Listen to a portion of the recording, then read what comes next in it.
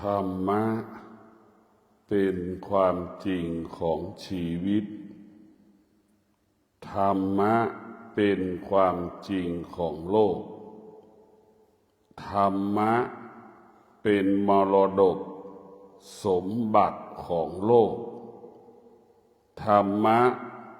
เป็นมรดกสมบัติของมวลมนุษย์โลกธรรมะอยู่ที่กายอยู่ที่ใจของเราเช่นเดียวกับความสุขก็เกิดขึ้นที่กายที่ใจของเราความสุขความทุกข์ก็เป็นเช่นนั้นเมื่อเรารู้สุขทุกข์เกิดที่กายที่ใจเราก็ควรรู้ทั้งสุขทั้งทุกข์ว่ามันเป็นอนัตตาทั้งสิ้นมันเป็นสิ่งที่ควบคุมไม่ได้สิ่งที่เราควรรู้สิ่งที่เราไม่ควรรู้ล้วนเป็นอนัตตาเป็นสิ่งที่ควบคุมไม่ได้ธรรมะมันเป็นความจริงที่มนุษย์พึงศึกษาเรียนรู้และนำมาปฏิบัติโดยเฉพาะการปฏิบัติธรรมการประพฤติธรรมโดยใช้สติเป็นผู้กำกับกำหนดควบคุมจิตโดยใช้สติกำกับกำหนดควบคุมฝึกฝนจิตสติเป็นต้นทางสติก็เป็นปลายทางมันถึงจะเกิดคำว่าสมดุลสมบุญสติเป็นต้นทางสติก็เป็นปลายทางมันถึงจะบรรลุเป้าหมายพ่อแม่ครูบาอาจารย์จึงให้ความสำคัญกับคำว่าสติให้เรารู้ว่ามันร้อนรู้ว่ามันเย็นให้เรารู้ว่ามือ5 นิ้วมันมีคุณสมบัติแตกต่างกันการใช้นิ้วมือ5 นิ้วเป็นประโยชน์แตกต่างกันสติก็คือให้เรารู้สิ่งที่ปรากฏเกิดขึ้นที่ตาที่หูที่จมูกที่ลิ้นที่กายที่ใจของเราสติให้เรารู้เมื่อเรารู้มันก็ปกติถ้าเรารู้มันก็เกิดคำว่ายั่งยืนเกิดคำว่างอกงามจิตใจก็เบิกบานผ่องใสตลอดกาลถ้าเรามีสติรู้คิดก็สำเร็จพูดก็สำเร็จกระทำการใดๆก็สำเร็จผู้ปฏิบัติธรรมมีสติรู้ทุกลมหายใจผู้ปฏิบัติธรรมมีสติกำหนดรู้ร่างกายของเราไม่ว่าจะนั่งสมาธิไม่ว่าจะเดินจงกรมการภาวนาและเดินจงกรมก็ประสบความสำเร็จความสำเร็จ1 ครั้ง2 ครั้ง3 ครั้ง4 ครั้งมันมีอานุภาพและมันมีพลังให้เราเข้าถึงธรรมให้เรารู้ธรรมสิ่งที่ควรรู้ สิ่งที่ไม่ควรรู้อยู่ภายใต้อนิจจังทุกขังอนัตตาทั้งสิ้นสติมันจึงบอกให้เรารู้แล้วก็ให้เราละสติรู้สิ่งใดให้ละสิ่งนั้นสติรู้สิ่งใดให้อยู่เหนือสิ่งนั้นสติรู้สิ่งใดให้รู้เฉยๆเท่านั้นเพราะมันเป็นอนิจจังทุกขังอนัตตาเราจะรู้กี่ร้อยครั้งมันก็เป็นอนิจจังทุกขังอนัตตาถึงแม้เราจะไม่รู้มันก็เป็นอนิจจังเป็นทุกขังเป็นอนัตตาให้เรารู้สิ่งที่เราควรรู้ลมหายใจเข้ากี่ร้อยครั้งเราก็รู้สิ่งที่เราควรรู้สติมันบอกให้เรารู้เรื่องกำหนดรู้ลมหายใจเข้าสติมันก็บอกให้เรารู้กำหนดลมหายใจออกก็รู้สติมันบอกให้เรารู้หายใจยาวก็รู้หายใจสั้นก็รู้หายใจละเอียดสติก็รู้หายใจหยาบสติก็รู้สติให้เรารู้แค่กายกับใจสติให้เรารู้เรื่องกายกับใจเรื่องอื่นๆสติจะไม่ให้เรารู้เพราะฉะนั้นธรรมทั้งหลายที่มันมีจำนวนมากเราก็ไม่ควรจะรู้เราควรรู้แค่กำหนดลมหายใจเข้านี่เราควรรู้แค่กำหนดลมหายใจออกเวลาเราออกจากการภาวนาเราก็มีสติรู้เท้าขวามันย่างเท้าซ้ายมันย่างนี่แหละสิ่งที่เราควรรู้ในอริยบททั้งสี่จะนั่งจะนอนจะเดินจะยืนจะกินข้าวระหว่างที่จะนั่งจะนอนจะเดินเรารู้ขณะที่นั่งที่นอนที่เดินที่กินที่หลับตื่นก็รู้สิ่งที่เราควรรู้ก็มีแค่นี้แหละไม่มีเรื่องอื่นแต่เรากลับสนใจเรื่องนอกกายเรากลับไปสนใจเรื่องที่เราไม่ควรจะรู้ไปสนใจให้ความสำคัญเรื่องที่เราไม่ควรจะรู้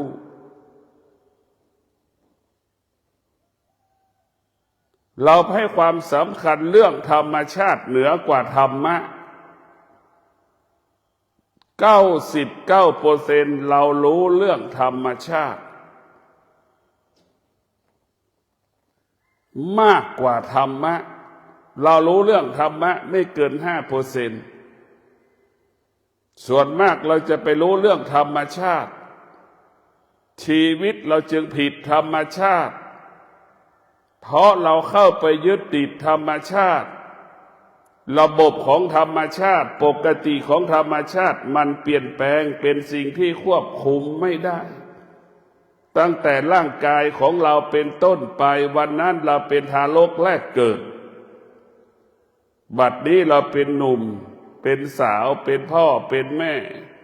เป็นปู่เป็นตาเป็นยายเป็นย่าเป็นทวดก็นี่แหละคือเป็นสิ่งที่มันเปลี่ยนแปลงเพราะฉะนั้นพวกเราทั้งหลาย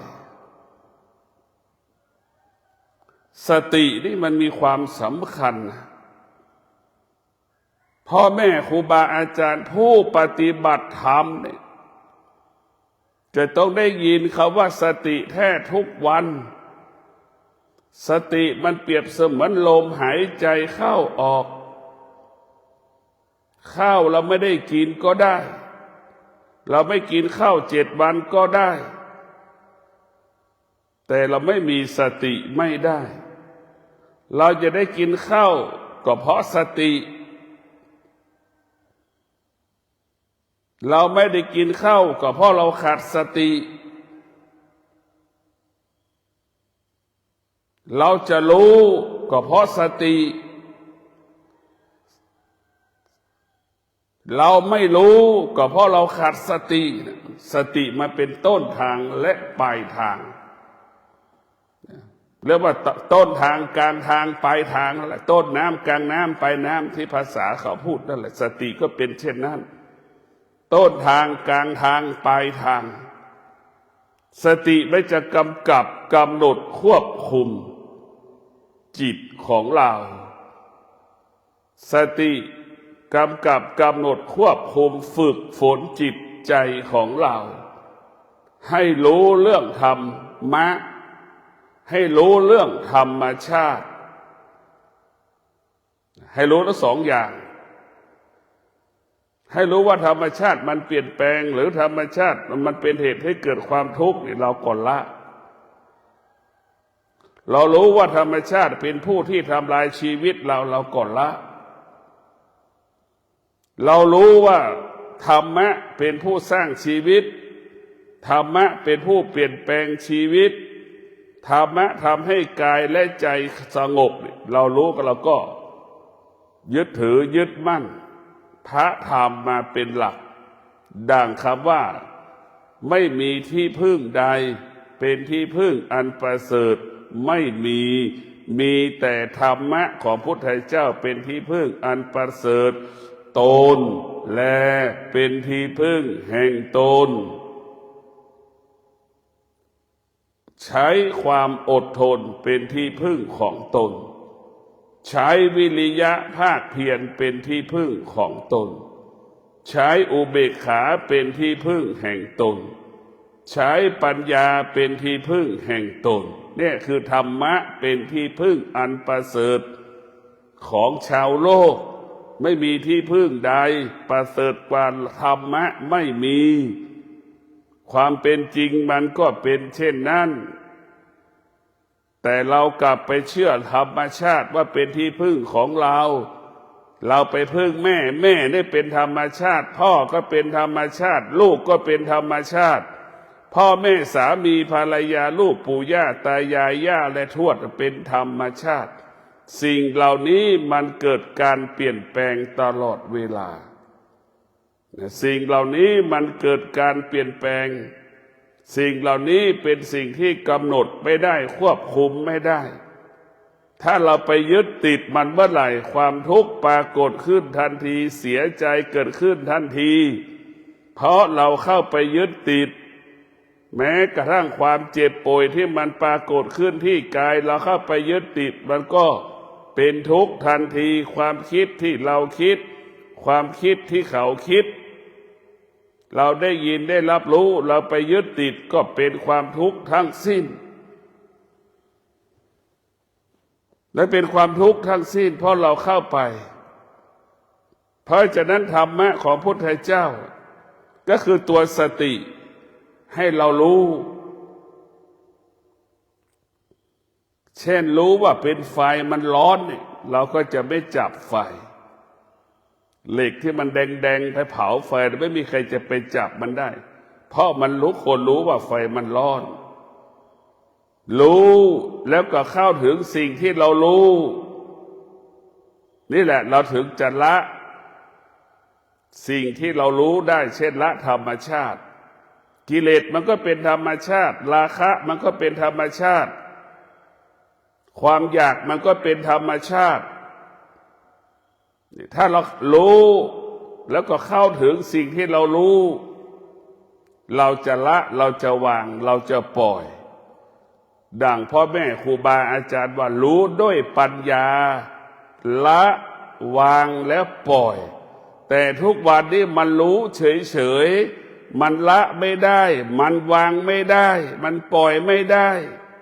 มันยังเข้าใจว่ามันเป็นของเย็นอยู่ ไฟยังเป็นของเย็นอยู่มันจึงเกิดคำว่าความทุกข์มันเข้าใจเช่นนั้นเข้าใจว่าไฟมันเย็นอยู่มันจึงถือไว้พอมันถือเพราะมันทุกข์เพราะมันขาดสติถ้าเราขาดสติเมื่อไหร่ก็จะเป็นทุกข์ทันทีทุกข์เกิดจากขาดสติเมื่อขาดสตินำมาซึ่งความทุกข์ปรากฏขึ้นทันทีเพราะฉะนั้นหลักธรรมะของพระพุทธเจ้าคือตัวสติโดยเฉพาะผู้ปฏิบัติธรรมเนี่ยเพื่อจะเน้นที่สุดให้สติแต่จริงๆแล้วลมหายใจเข้าลมหายใจออกแล้วก็ต้องอาศัยสติระบบของโลกอาศัยสติถ้าคนทั้งโลกมีสติโลกใบนี้ก็สงบถ้าคนทั้งโลกมีสติโลกใบนี้จะมั่นคงเช่นเดียวกับชีวิตทุกชีวิตมนุษย์ทุกคนมีสติมนุษย์ทุกคนก็จะมีความสุขที่แท้อยู่ที่สติทุกข์ที่แท้เกิดจากการขาดสติเมื่อขาดสติความทุกข์ก็ปรากฏทันทีมันมีแค่สตินั่นคือถ้าพูดไปมันเป็นต้นกำเนิดสรรพสิ่งทั้งหลายให้เรารู้แล้วก็รู้แล้วเข้าถึงตัวที่เรารู้เราเช่นเราเข้าถึงธรรมะเราก็จะยึดธรรมะตนแลเป็นที่พึ่งแห่งตนยามใดเรามีปัญหายามใดเราจะพัฒนาเรามีธรรมะเราจะต้องยึดถือความอดทนจะทำให้เราสำเร็จวิริยะภาคเพียรจะทำให้เราสำเร็จเราจะประสบความสำเร็จได้ต้องมีสัจจะสติมันจะบอกให้เราอย่างนี้สติมันจะเป็นผู้อบรมจิตอดทนจึงเกิดคำว่าสำเร็จวิริยะภาคเพียรจึงเกิดคำว่าสำเร็จมีสัจจะจึงเป็นบ่อเกิดคำว่าสำเร็จนี่ธรรมะมันก็อยู่ที่กายที่ใจเราหมดมันไม่ได้อยู่นอกกายมันอยู่ที่กายเราหมดตัวสตินี่ตัวสำคัญเราจะรักษาก็คือสติถ้าเรามีสติเราก็จะรักษากายกับจิตถ้าเราขาดสติเราก็ทำลายกายกับจิตมันตัวสติจะเป็นตัวรักษาจิตรักษากายตัวสติถ้าเราขาดสติทำลายจิตทำลายกายมันก็อยู่ตรงนี้แหละพูดไปกี่ร้อยครั้งกี่พันครั้งกี่ร้อยปีกี่พันปีก็คือตัวสติคือตัวรู้สุขที่แท้อยู่ที่สติทุกข์ที่แท้ก็อยู่ที่เราขาดสติเห็นไหมเห็นหงายกับมันหงายแล้วก็ควบของที่ควบเราก็ของให้มันหงายขึ้นเราก็จะเห็นทุกอย่างมาอยู่ที่สติเราเติบโตด้วยสติจิตมันก็มั่นคงจิตมันก็ยั่งยืนจิตมันก็งอกงามเราเติบโตด้วยสติเมื่อเราเติบโตด้วยสติโมโหก็เบาบางหรือไม่เกิดเพราะสติเรารู้ว่าโมโหเป็นสิ่งที่ไม่ดีใช่ไหมหงุดหงิดมันจะไม่เกิดแล้วมันก็จะละถึงแม้รู้แล้วมันละรู้แล้วมันก็ละรู้แล้วมันก็ละรู้แล้วมันก็ดับกิเลสตัณหาราคะมันปรากฏถ้ามีสติรู้มันก็ดับสิ่งที่เรารู้ก็คือสิ่งที่ดับสิ่งที่ดับก็คือสิ่งที่เกิดสิ่งที่เกิดก็คือสิ่งที่ดับสติมันก็จะสอนให้เรารู้อย่างนี้เพราะนั้นเราก็ต้องยึดติดสิ่งใดสิ่งหนึ่งรู้เฉยๆแค่นั้นแหละรู้ด้วยปัญญานะไม่ใช่ว่ารู้แบบ เหมือนเด็กรู้เหมือนหนุ่มสาวนั่นแหละรู้ด้วยปัญญารู้ด้วยปัญญาเหมือนพ่อแม่นั่นแหละคือรู้ด้วยปัญญาส่วนมากเราจะรู้เหมือนเด็กๆ6 ขวบ10 ขวบรู้เฉยๆแต่มันไม่มีมันเข้าไม่ถึงตัวรู้เพราะฉะนั้นสติก็เป็นต้นทางสติก็เป็นกลางทางสติก็คือปลายทางถ้าเรามีสติทุกขณะลมหายใจกายวาจาใจเราปกติตลอดกาลเวลาตรงกันข้ามเราขาดสติกายวาจาใจเราก็ผิดปกติตลอดเวลาไหนขาดสติกายก็จะผิดปกติ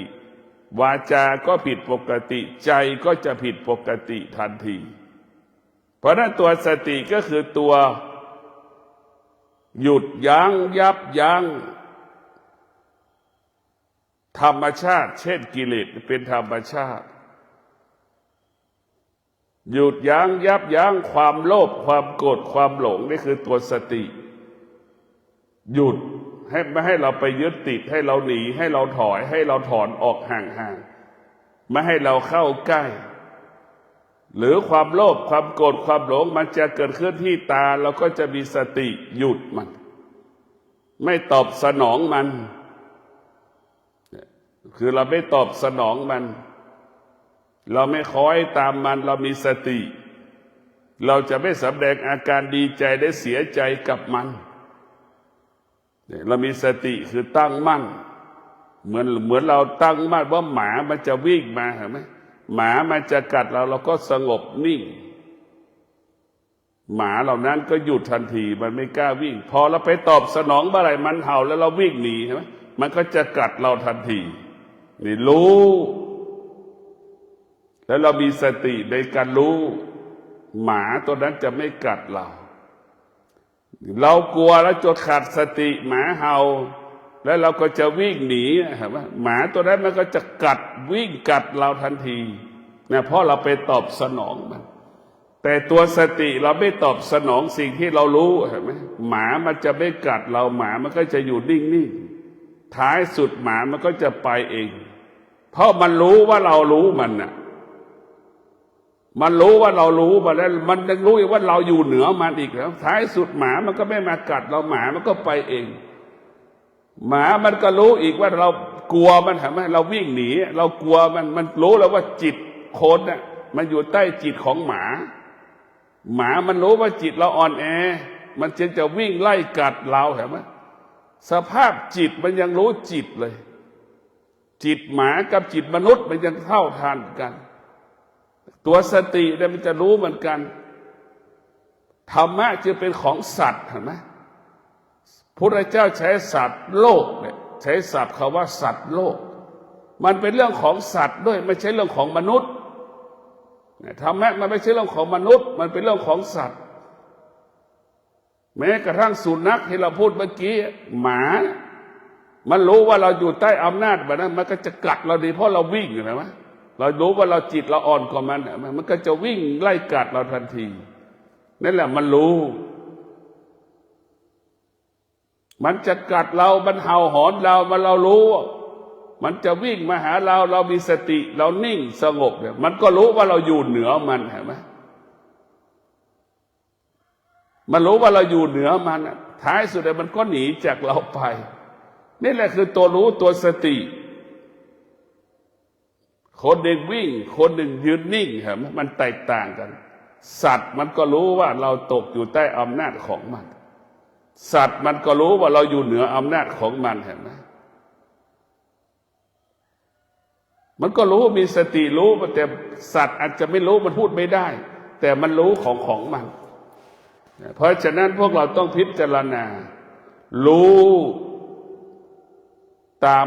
รู้แล้วก็ให้เข้าถึงสิ่งที่เรารู้ถ้าทุกคนรู้แล้วเข้าถึงสิ่งที่เรารู้เชื่อว่าทุกคนก็จะละสิ่งให้ตัวเองรู้ เช่นแม่เนี่ยรู้เรื่องความทุกข์ดีที่สุดผู้เป็นแม่จะรู้เรื่องความทุกข์ดีกว่าผู้ชายไหนๆเพราะแม่จะอุ้มท้องแม่ก็รู้อาการของการอุ้มท้องเป็นเช่นใดท้องแก่เป็นเช่นไรท้องใกล้คลอดเป็นเช่นไรขณะที่จะคลอดเป็นเช่นไรคลอดออกมาแล้วเป็นเช่นไรสภาวะจิตแม่มันสัมผัสกับคำว่าความทุกข์แม่ที่มีธรรมะจะบอกเลยว่ามีลูกนั้นเป็นทุกข์ที่สุดในโลกพอลูกเติบโตคลานได้เราควบคุมลูกไม่ได้ก็เกิดอารมณ์กับลูกอีกพอลูกวิ่งได้เรากำกับมันไม่ได้เราก็โมโหให้มันอีกพอมันโตอีกมันเถียงเราอีกเราควบคุมมันไม่ได้มันก็โต้เถียงเราอีกเห็นไหมเราก็เป็นทุกข์อีกพอมันโตขึ้นมาอีกออกนอกบ้านไม่เข้าบ้านก็เป็นทุกข์อีกโตขึ้นมาอีกได้เพื่อนไม่ดีคบเพื่อนไม่ดีก็เป็นทุกข์อีกโตไปอีกนิดนึงได้คู่ครองไม่ดีก็เป็นทุกข์อีกแล้วก็หาว่าทุกข์อยู่ตรงมันไม่มีที่สุดเลยแม่ได้จึงเป็นผู้สัมผัสกับความทุกข์ถ้าแม่มีธรรมะแม่จะบอกให้ลูกไม่ต้องมีครอบครัวถ้าแม่มีธรรมะเชื่อว่าแม่จะไม่ให้ลูกมีครอบครัวเพราะแม่ไม่รู้เรื่องธรรมะแม่ไม่รู้เรื่องความจริงของธรรมะแม่รู้เรื่องแก่ธรรมชาติแม่รู้เรื่องแต่ธรรมชาติแม่ทุกคนมีลูกก็เพราะธรรมชาติพอลูกเติบโตเติบใหญ่ก็ไปบอกพยายามจะบอกให้ลูกมีคู่ครองมีชีวิตในการครองเรือนเห็นไหมนี่แหละคือเป็นธรรมชาติก็เหมือนสัตว์พอมันโตแล้วถึงเวลาผสมพันธุ์มันก็เป็นเช่นนั้นแหละมันก็เป็นธรรมชาติเหมือนกันหมดมันไม่มีอะไรแตกต่างกันแต่ถ้าเรามีธรรมะเนี่ยมันจะแตกต่างกันแม่ที่มีธรรมะแม่ก็จะรู้ว่าการมีชีวิตครองเรือนนี่มันเป็นทุกข์แม่จะมาให้ลูกแต่งงานแต่ทุกวันนี้แม่รู้เฉยๆเข้าไม่ถึงสิ่งที่แม่รู้แม่ยังเข้าใจว่าไฟมันเย็นอยู่เห็นไหมไฟมันเย็นอยู่จึงถือว่าแน่นอย่างดียังเข้าใจว่าไฟมันเย็นก็จึงจะมอบสมบัติให้กับลูกต่อก็คือเอาไฟให้ลูกต่อคือให้ลูกไปแต่งงานไปสืบทอดมรดกใช้คำว่าสืบทอดวงตระกูลนี่เป็นความคิดที่ผิดสืบทอดวงตระกูลนี่เป็นความคิดที่ผิด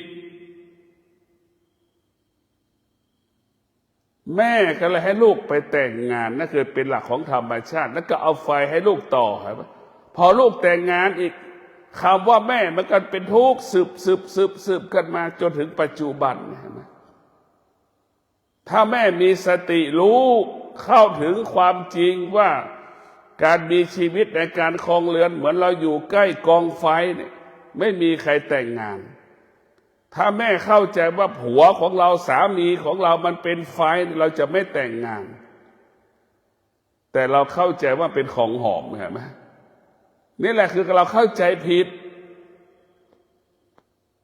มันจึงทำให้เราเป็นทุกข์จึงทำให้เราประสบปัญหาเนี่ยส่วนมากเราจะรู้เรื่องธรรมชาติมากกว่าธรรมะสตินี่แหละคือธรรมะที่แท้จริงรู้ความจริงก็เพราะสติ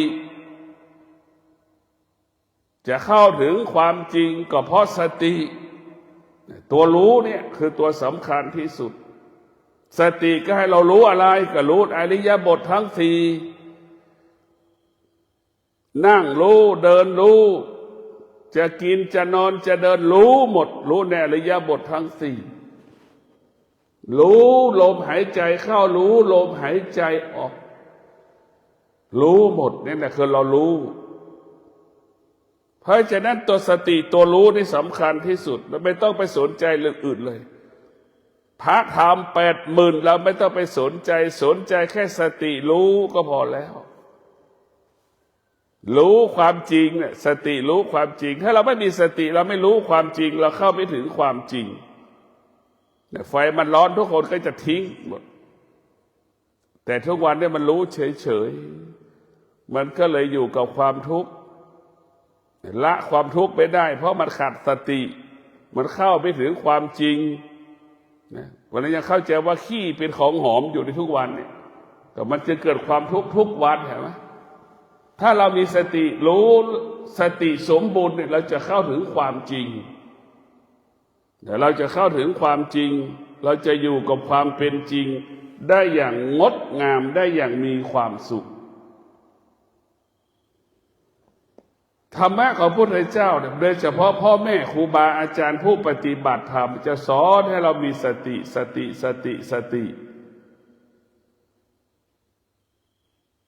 ไอ้ตัวสติก็เป็นตัวสิ่งที่ประเสริฐที่สุดเป็นสิ่งที่มีคุณค่าสำหรับผู้ที่ปฏิบัติธรรมก็จะเห็นสิ่งที่เป็นธรรมชาติเป็นโทษต่อชีวิตทั้งสิ้น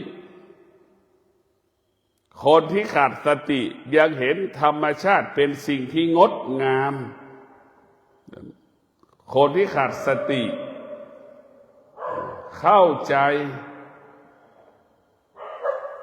ผิดเห็นธรรมชาติเป็นสิ่งที่งดงามเห็นธรรมชาติเป็นสิ่งที่งดงาม